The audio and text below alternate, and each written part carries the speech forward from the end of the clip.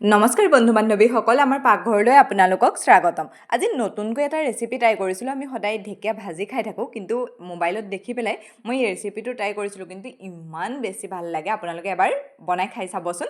Year first ঢেকীয়াখিনি মই এনেকৈ সিজাই লৈছোঁ।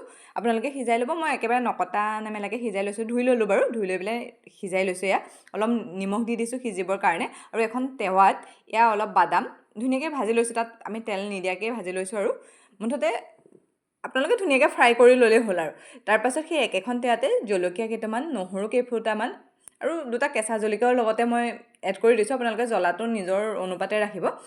সেয়াখিনি ভজা হৈ গ'ল। তাৰপাছত এতিয়া অলপ তেল দি সৰু সৰুকৈ কাটি লোৱা অলপ পিঁয়াজ ভাজি লৈছোঁ। এইখিনি পিঁয়াজখিনি ৰঙা হোৱালৈকে ভাজিব। তাৰপিছত এইফালে এয়া ধুনীয়াকৈ ঢেকীয়াখিনিও সিজি আছে, চাওকচোন। এয়া ঢেকীয়াখিনি সিজিলে। আৰু এতিয়া আমি সেইখিনি সিজি থাকোঁতে এইফালে এই যিখিনি বস্তু মই ভাজি লৈছিলোঁ সেইখিনি এটা খুন্দনাত ধুনীয়াকৈ পিচি লৈছোঁ। আপোনালোকে মিক্সিটো দিব পাৰে, কিন্তু অলপ মানে পূৰা মিহি কৰি নেপেলাব, আৰু অকণমান গোটা গোটা হৈ থাকিলে ভাল লাগিব। এয়া ঢেকীয়াখিনি উলিয়াই ল'লোঁ। মই গুড়িটো কটা নাছিলোঁ কাৰণে এতিয়া কাটি লৈছোঁ। আপোনালোকে কাটিও দিব পাৰে। আৰু এতিয়া সৰু সৰুকৈ টুকুৰা টুকুৰ কৰি লৈছোঁ।